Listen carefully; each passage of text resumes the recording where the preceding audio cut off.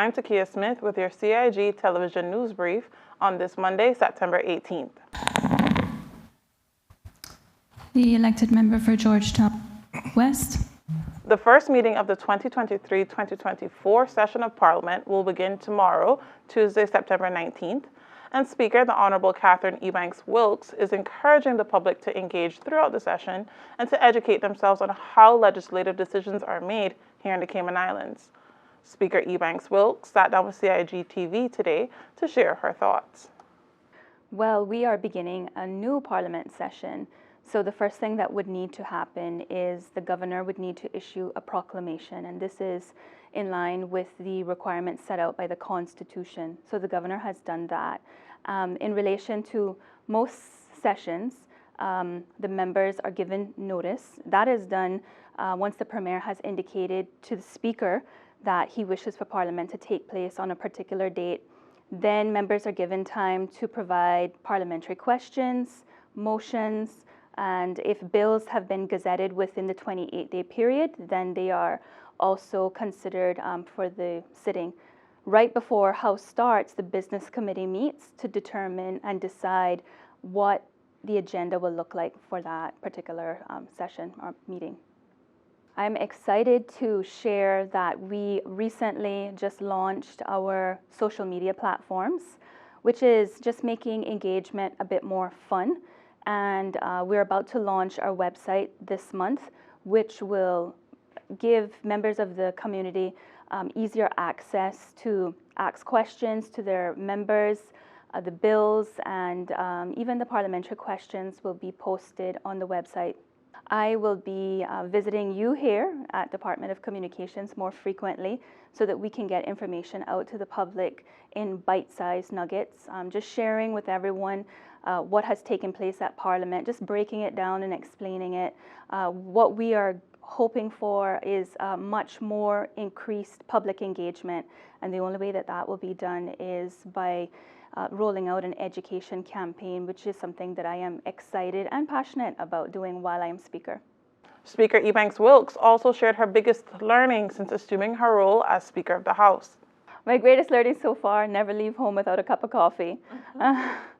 No, on a serious note, I think that certainly I've learned a lot more about our standing orders and our Constitution. It has given me much more appreciation for them and studied them a lot more frequently than I did before I became the Speaker. In addition to that, just being able to engage with other speakers around the Caribbean region and connecting with them and learning from them, especially some of the female speakers, being able to just sit with them and have conversations about how they function in their parliaments. So I've definitely learned a lot in that regard.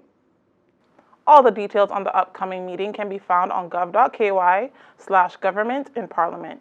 We will also stream live from the House of Parliament on both our YouTube and cable TV channels throughout the meeting. In arts and culture news, Caymanian fashion designer Jawara Alain is set to debut his first collection as a solo designer tomorrow, Tuesday, September 19th, for London Fashion Week. The spring-summer collection is called Beach Business and is inspired by Jawara's own and observed life experiences here in the Cayman Islands. The show is being supported by the Ministry of Youth, Sports, Culture and Heritage, and also the Ministry of Tourism and Transport. To watch the show live, follow at Jawara Alain on Instagram. The event will be streaming at 2 p.m. Cayman time.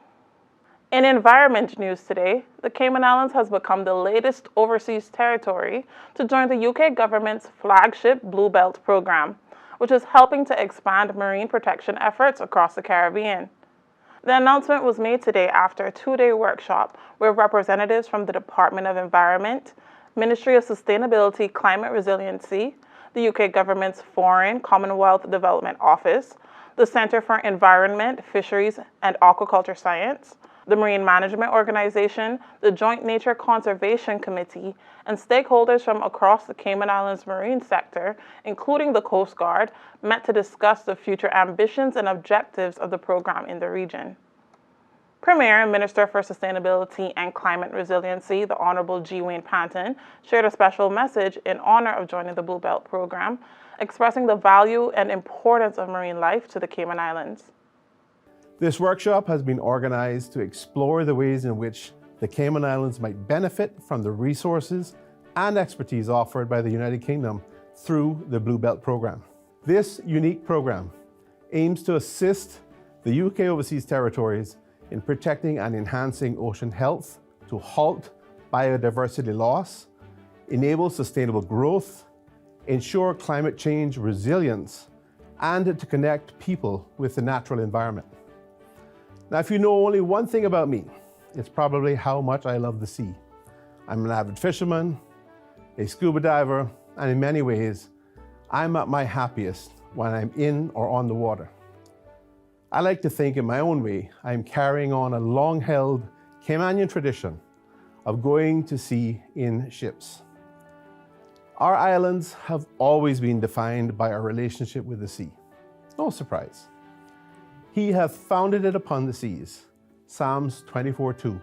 That is what is enshrined in our coat of arms. The sea sustains us, providing food, resources, and employment from the early days of our country's history to present times. Though we cannot quantify the true value of our marine ecosystems to our economy, culture, and community, our ecosystem accounts give us an indication of their worth.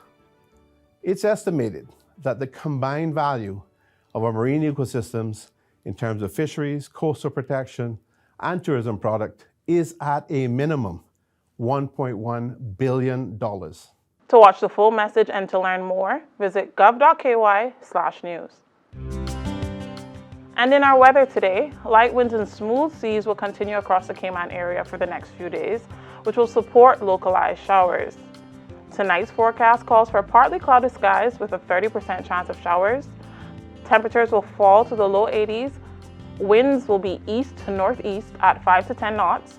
Seas will be smooth to slight with wave heights less than 2 feet. As always, you can get the latest on local weather by checking out the Cayman Islands National Weather Service's website and their Facebook page. And that concludes today's news. Remember, you can watch this and all other CIG TV news broadcasts on demand or on our YouTube channel. Like, share, and subscribe so you don't miss any key government updates. I'm Takia Smith, wishing you a great evening.